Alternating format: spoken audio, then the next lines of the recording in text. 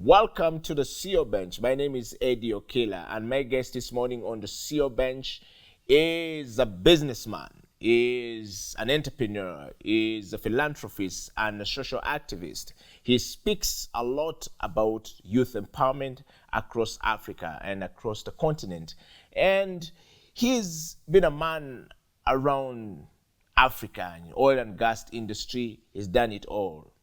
And he's here with us this morning or this afternoon or this evening on the CEO Bench, depending on where you're coming from and which part of the world you're actually watching this program from.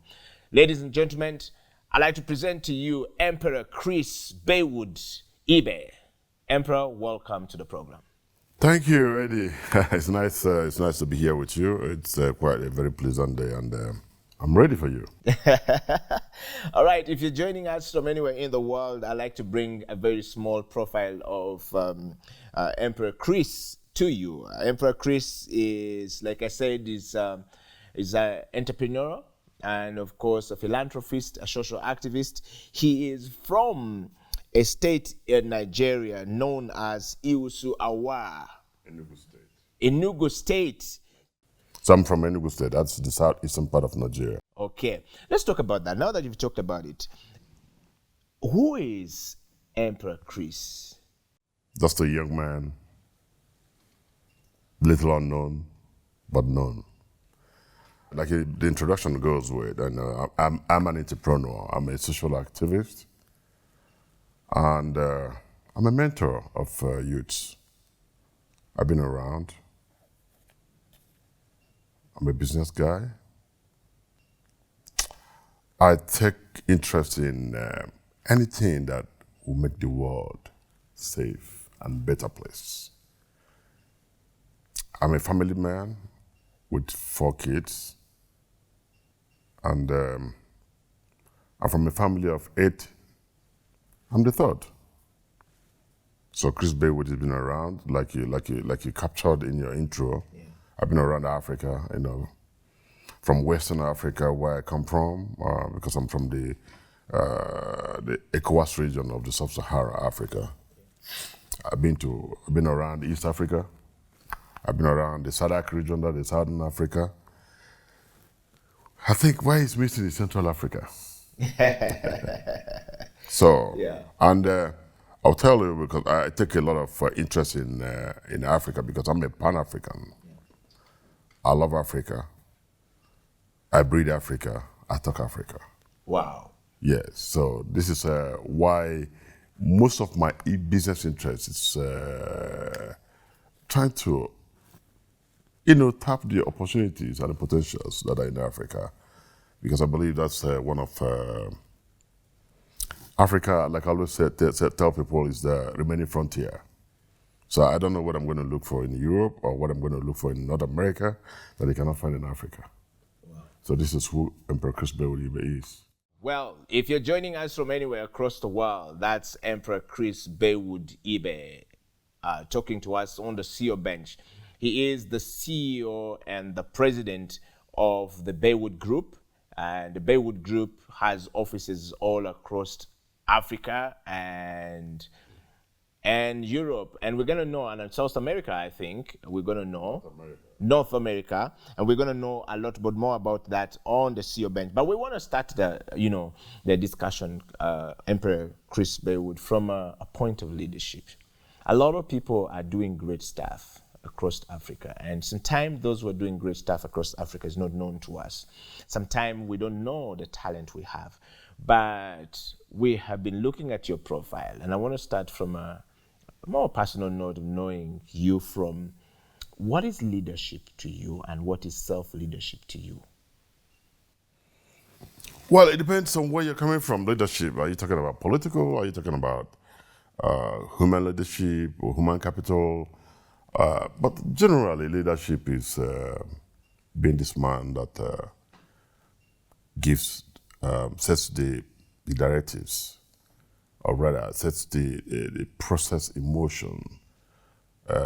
A thought-out process, and you follow this process, and you walk your talk, because it's not about the leadership. It's not just okay, this is how we're going to do it, and perhaps you set the process in place, but you're doing contrary. So leadership, they say, starts with you. And so if you want to talk about business leadership, how to go about the business, it has to be seen on the way you conduct your own business. And don't forget that they always say that the greatest asset you have in every organization is human beings. So leadership starts with you and how you interact with the people around you. You know, even in your home. The truth is, if you're not able to lead your home very well, you can't lead anything else.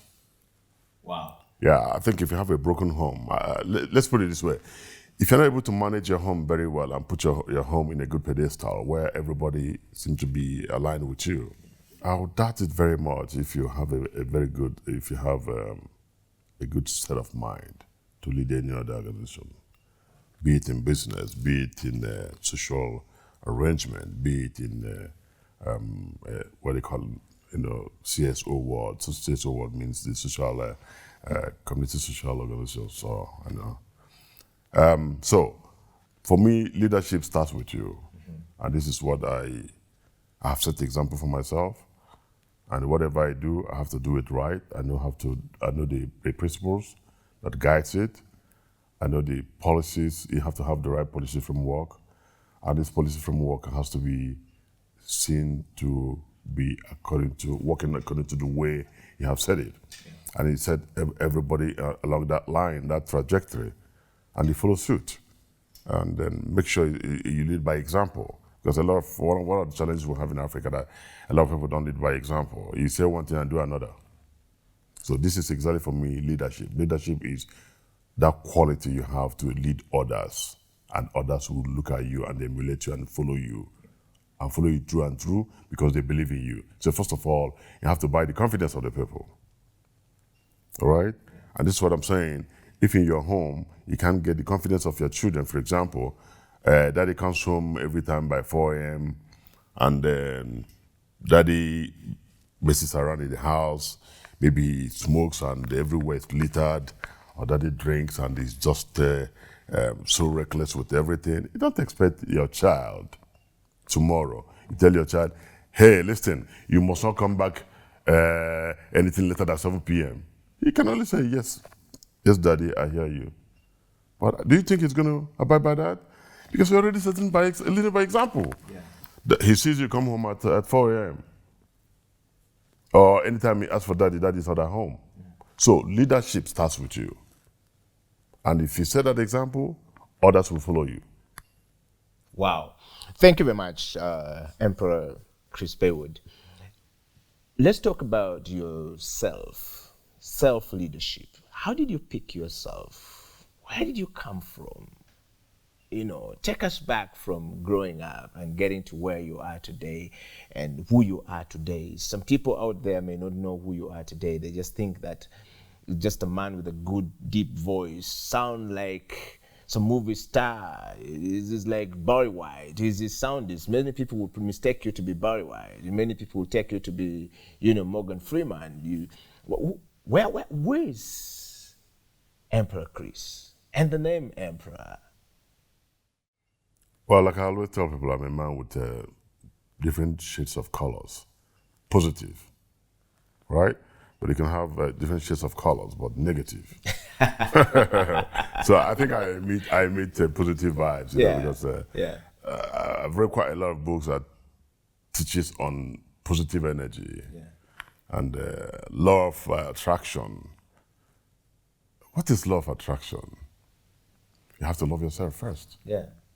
If you can't love yourself, you can never attract same positive aura. Yeah.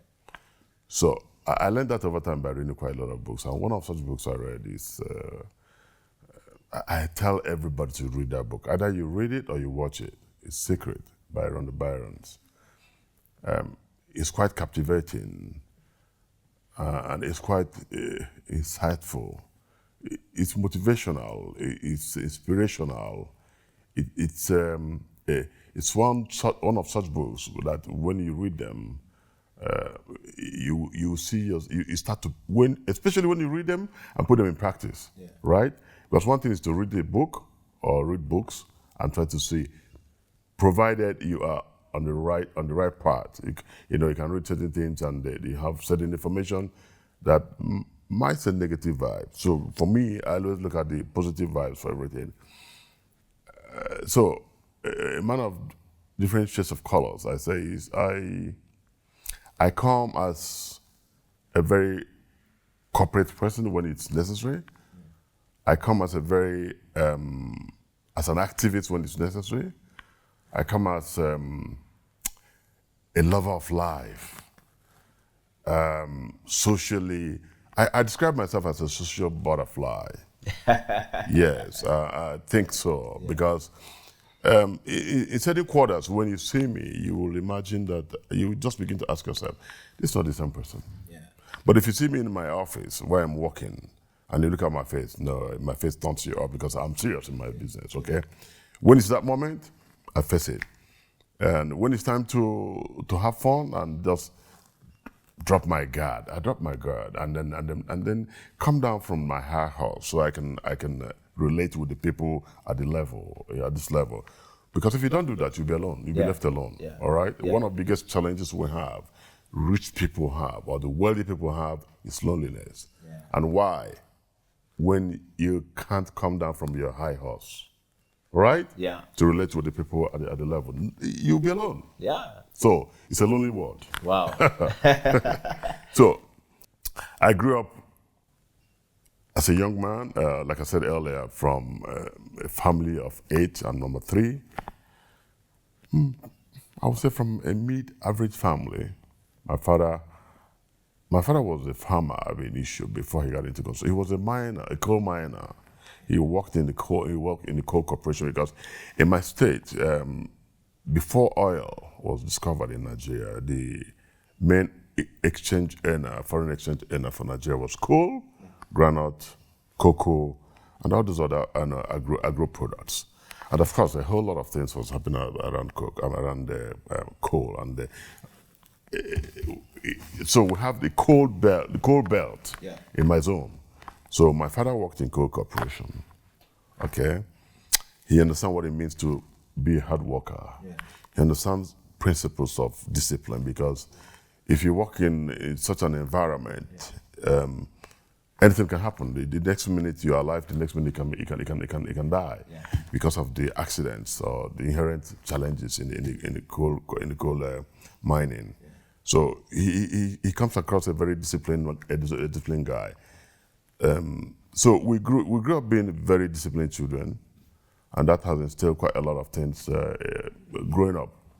Although growing up as a young man, being the first male child, I didn't know the story of male child in Africa, so I was so treasured. The first were ladies, and by the time I was born and male child, it was like, wow, this is the best thing that could ever happen to the family. So I received so much attention from my parents, and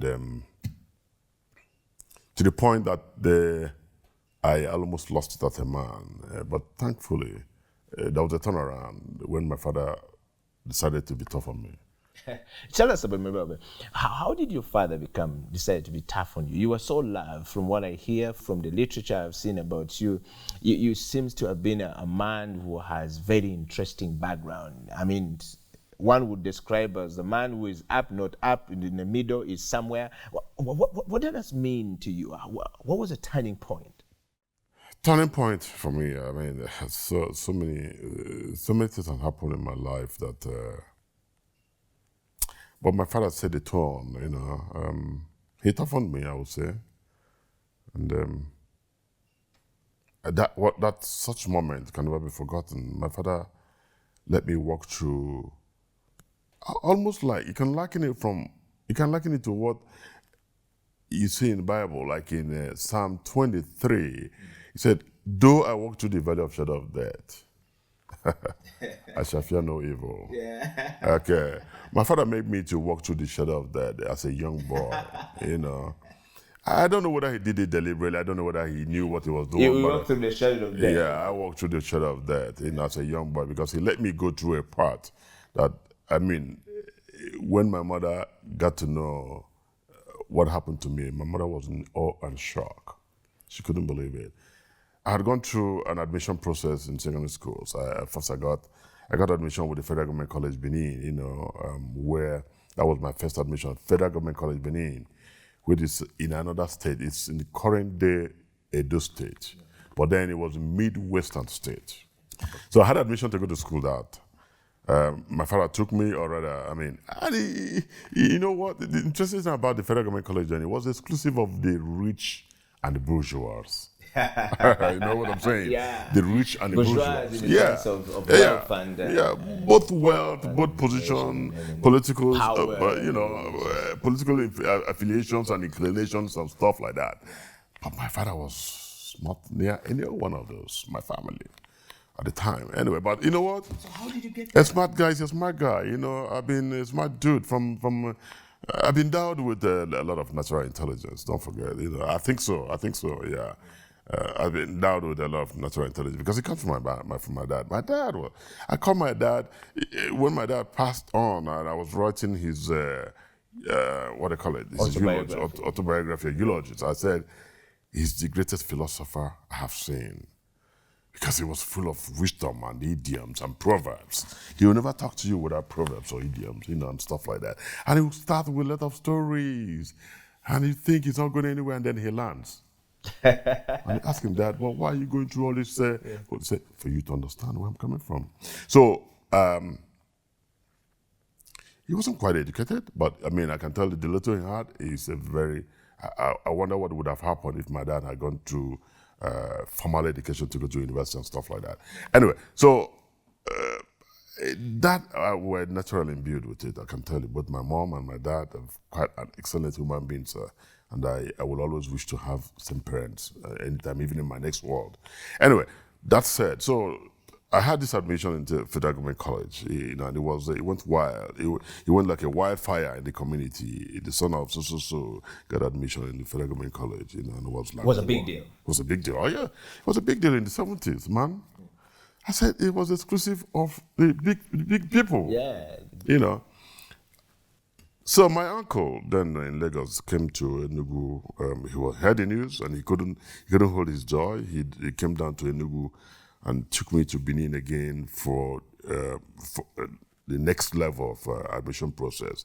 And that next level is written and oral interview. So we did that. And listen, when we arrived in Benin, it was like. My I was there. My other colleagues, those coming for the interviews, were driving in different kinds of cars. In those days, it was Citroen, it was Peugeot, it was Mercedes, it was Ford and other stuff. But we came on a commercial vehicle. Wouldn't that be a dampener to you? Yeah. Wouldn't that make you lose your self-esteem when you walk in from a car park, what we call a motor park, and people are driving in with big engine style, and then you walk in. Yeah. But you know what? You believe in yourself. That's one thing I keep telling people. Believe in yourself first. I had this awesome confidence, and I believe in myself. Yeah. I walked in, had the exam, written, and the oral, because written and oral will form the cumulative result to gain you admission into the federal college. So at the last point, I just asked the guy I was right behind to spell tomorrow. Tomorrow. The word tomorrow. The word tomorrow, and that's why I treasure tomorrow so much. You know why? Tomorrow is pregnant. Wow. You don't know what's going to deliver. Yeah. So you got to look forward for tomorrow. Yeah. And I tell people, it's like what I tell people, the day of reckoning. There's always a day of reckoning in your life. Yeah. That day of reckoning, it will come one day. That day, you will not know. So it's like tomorrow. It's certain that tomorrow will come, right? But you don't know what tomorrow will bring. So this guy couldn't spell tomorrow. I'm good with English. And this boy coming from Enugu State, and this from this guy, this young boy, not so much around him, had it all done, and so that plus my written exam gave me admission, but for the love my parents had for me, I got that admission. But my father wouldn't let me to stay. Why? Distance. It takes a drive. Then I think it will take you a drive of about 4, 5, 6 hours to get there in those days, right? Yeah. So the distance was for him. No, I mean I must be close to my son. Don't forget, Wow. firstborn, This is the first first male born, right? Treasure Island, Yeah. Treasure The heir Island, to the throne. Man. exactly. Yeah. Heir to the throne, right? Yeah. Exactly. So they decided that okay, I had admission, but you're not gonna go. I did a few months there. My father pulled me back and said, "You got to come back home because you have to be close to us." Yeah. I came home, took another common entrance, and then bingo, I landed another one in my state, where finally I attended Colliery Comprehensive Secondary School. Yeah.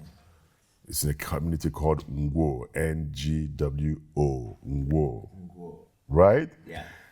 The school then was run by, that's why it's called Colliery. Colliery is formed from the coal corporation of these white men, these British people who came to Nigeria to explore coal. Yeah. So the school was like exclusive, exclusive, right? Yeah. So, well, it was good I got that admission to that school. And it was one of the premier schools then in Enugu State. Then East Central State. Wow. There was no Enugu State. East Central State. Yeah. Right. Okay? Of course, my father drove me to do some clearance. We went to do the clearance. To the school. To the school. Yeah. Or with school. And of course, my father was working elsewhere, not in my state. He was working in another place. Yeah. So, a drive-through, we went to the school, did the clearance and everything, bingo. And they said, okay, I will go with him, so he'll drop me off somewhere. Hold it right there, Emperor. We're going to go for a break. And when we come back from this break, Emperor will continue with his with his story of self-leadership, how the transformation happened, how, he became a man from a 12-year-old man to becoming a man, the turning point of the young man, the heir to the throne. The man was heavily protected. Stay right there. The CEO Bench will be right back after this break.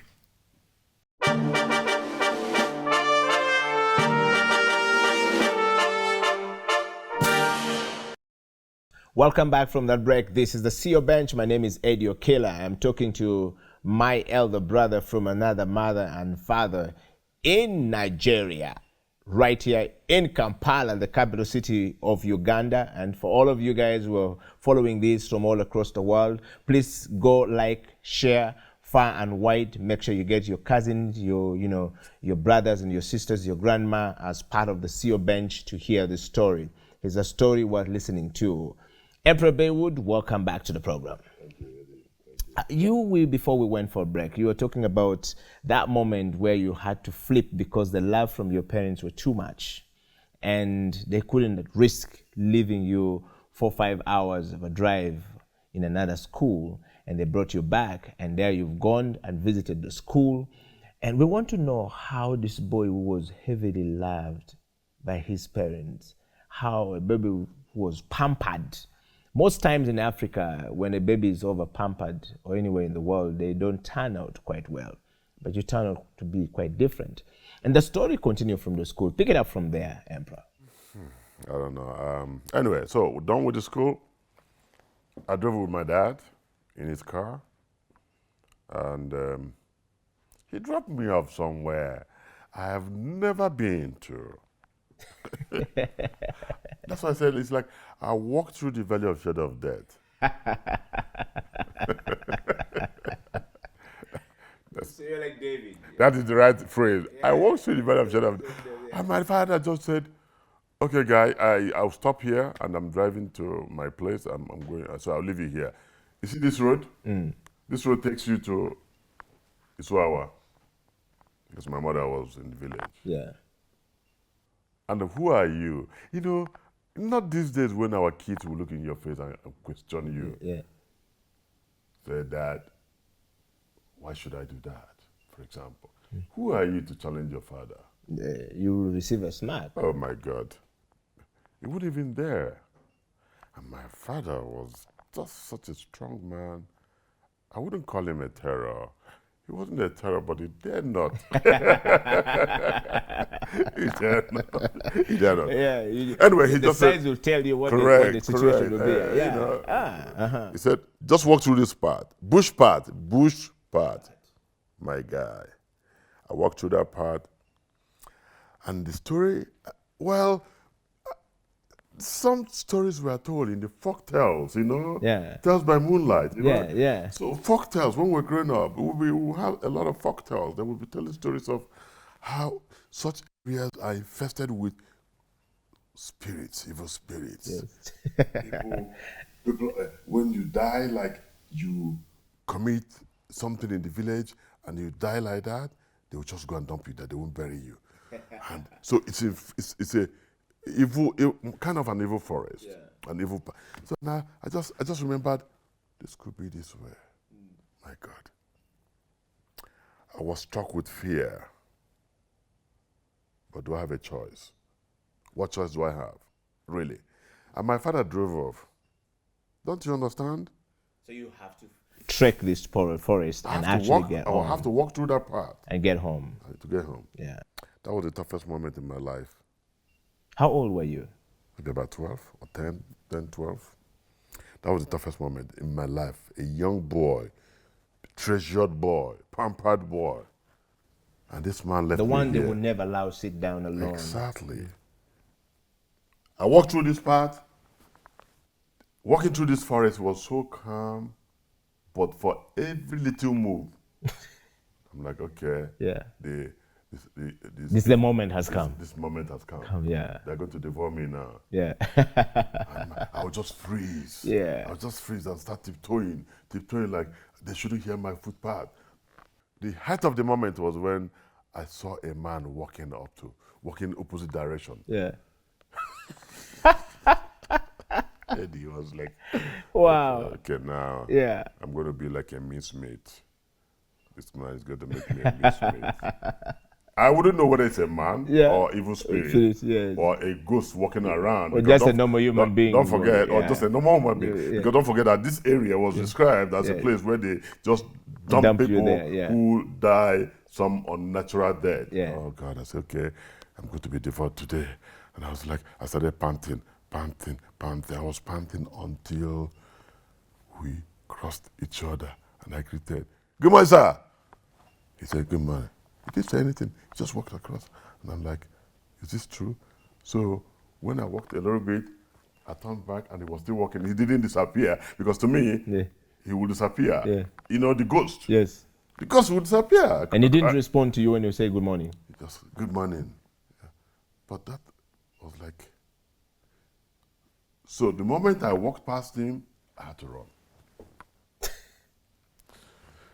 It took me, I would say it's a walk of about 2 hours. Yeah. So you know the distance. Wow. It's a walk of 2 hours until I got home. My dear brother, that was a turning point of making this guy who was like a lily gel to be, to start becoming a man. Yeah. And when I got home and I told my mother this story, my mother passed out and said it was murderous for my dad to have done that kind of, to have taken that kind of decision. But anyway. And I know that in Nigeria, that can be such a very, we watch in Nigerian movies and how they can express some of that moment. Oh yeah, it was a moment, my mother couldn't just, I say she passed out in awe and shock, how my father could do that. I have never been anywhere on my own. That was the first time. And only for me to be left alone to do that work. Yeah. So, what's the book written by Nelson Mandela? He said it's Long Walk to Freedom. The Long Walk to Freedom, yes. The long Walk to Freedom. So you felt that was the long walk to freedom for you? Yeah. Long Walk to Freedom for me then. Yeah. I think I did it before Nelson Mandela. This is a CEO Bench. We're talking to Emperor Baywood. He believes that he's a young man, in an old body or an aged mind. Yes. So Emperor Baywood, what a stunning story there of from child to manhood, so to speak. That's how you rediscovered yourself. That's how your father had to make sure. There was wisdom there, though. I want to take you straight, Emperor, to some really very interesting question about, life. And a lot of us see people like you, and sometimes we're wondering whether we really understand you or not. You are now, been through that school, done that, and after that school, where did you end up? Well, after school, I had to move to Kaduna because my brother, although not the same mother, is my first cousin. But because of how we relate in the family, we have nothing like cousins. Yeah. It's brother, right? My brother, who has been in oil business, he's been in oil and gas. So they built Kaduna Refinery. Yeah. He was one of the major proponents of Kaduna Refinery with a group from Japan called Chiyoda. So done with the school, of course, that's another kettle of fish. That school is another school that is a school that really prepared me for the challenge ahead. How did it prepare you for the challenge? Oh yeah,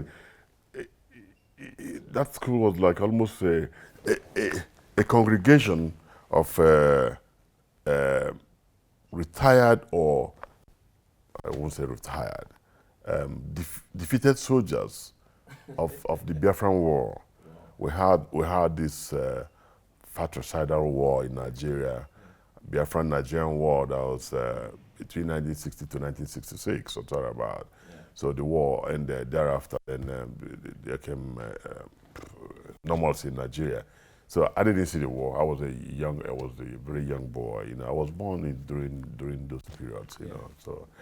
So I went to school, and getting to that school, the war had ended, and all those who left army after Nigeria had defeated Biafra, and a lot of our guys who were in the army then found themselves in that college. Dear brother. Yeah. No problem now. That was another working to develop of that. Those Biafran soldiers. Yes. Some of them were having shelling shock. You know what shelling shock? Yeah. Because of bombardment of mortars and stuff and shellings. You know what? They're already having issues with their hearing. They already had hearing issues. Right? Yeah. And they were military in the college. Soldiers in the college. And here comes this young boy at the school, amongst others. Anyway. Yeah. Yes, I think I went to a military school. Literally saying that the school was more like a military school. Yeah. So you were drilled, you were punished, you were living a regimented lifestyle, you had people or masters that you serve, and God bless your soul, if you don't serve them well. If you don't do well. Yeah. The punishment, the drill, a lot of us couldn't stand it.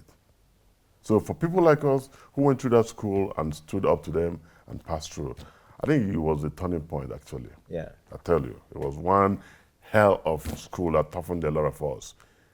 Smoking in their hemp was just like drinking water.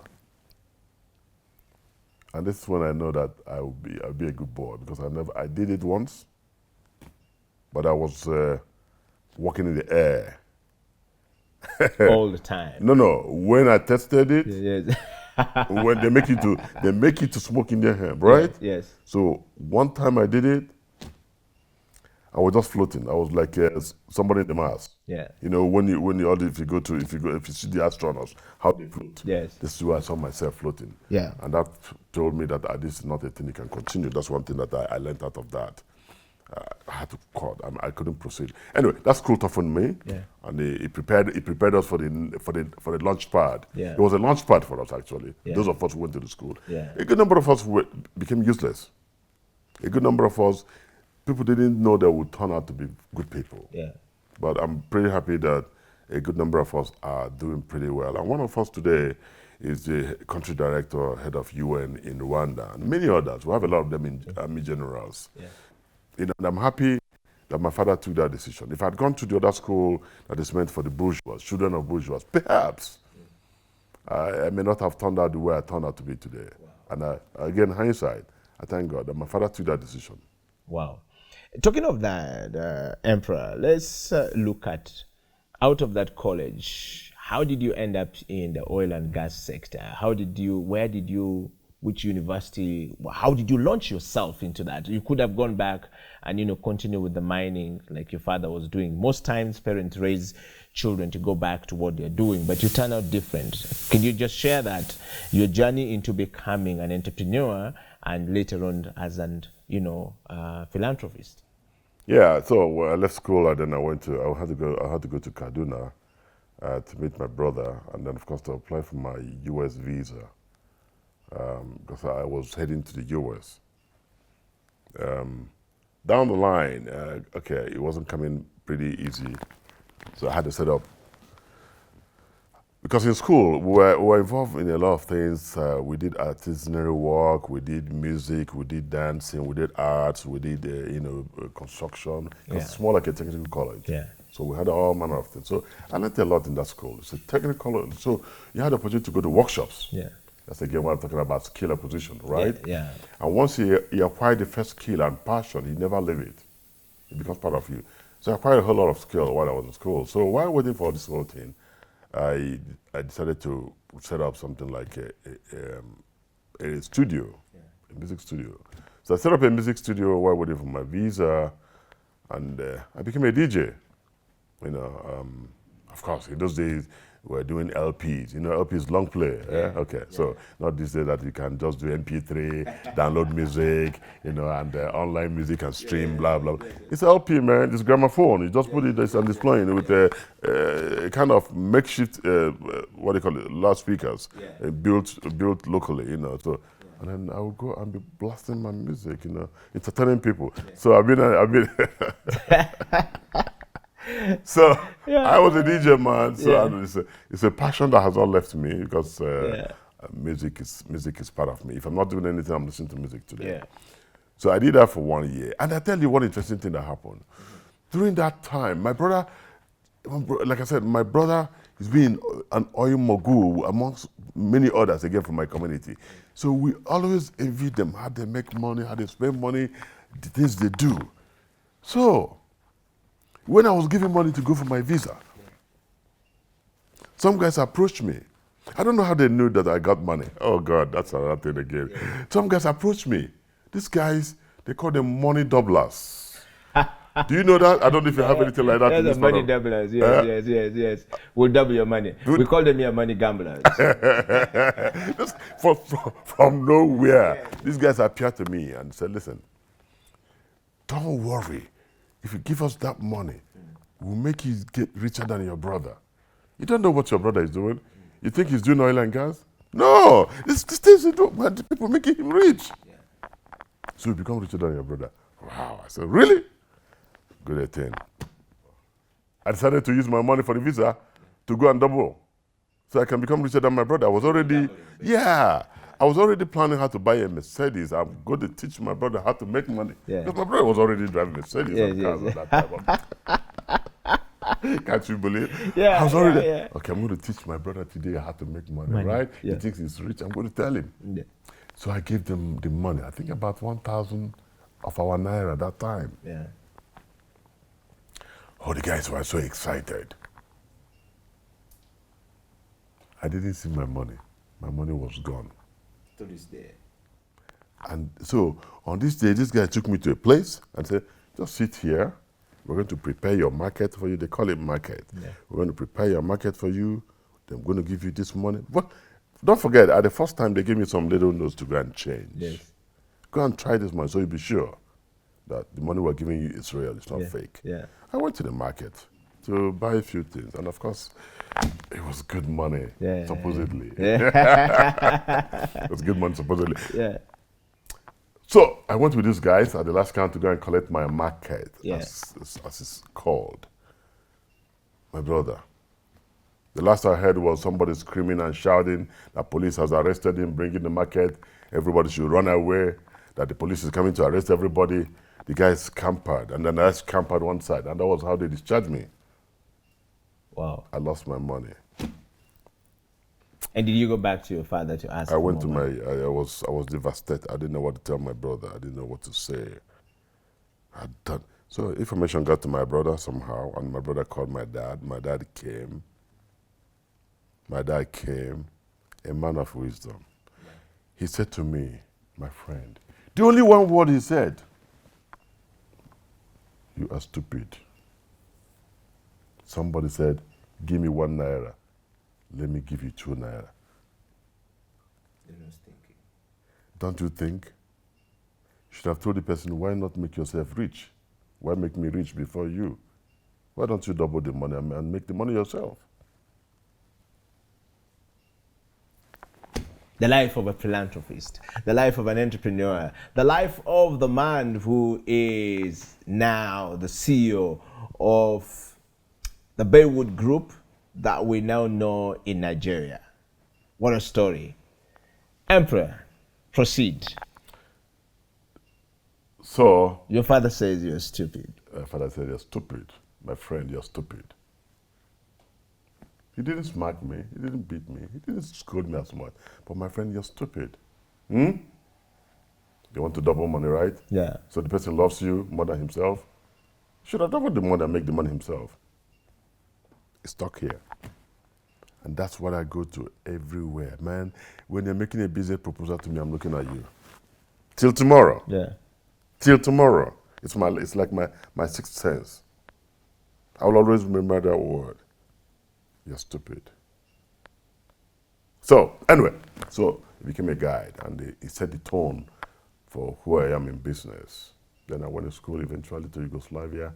Yugoslavia is, of course, Soviet Union and all this Republic of Russia. Of all the places, you were going to the US and you ended up in Yugoslavia. I didn't go to the US eventually. I ended up in Yugoslavia. Yeah.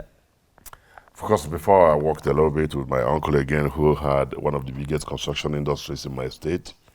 So I assisted the quantity surveyor, who was then in charge of his company, you know, in charge of cost estimation, cost valuation, and cost evaluations.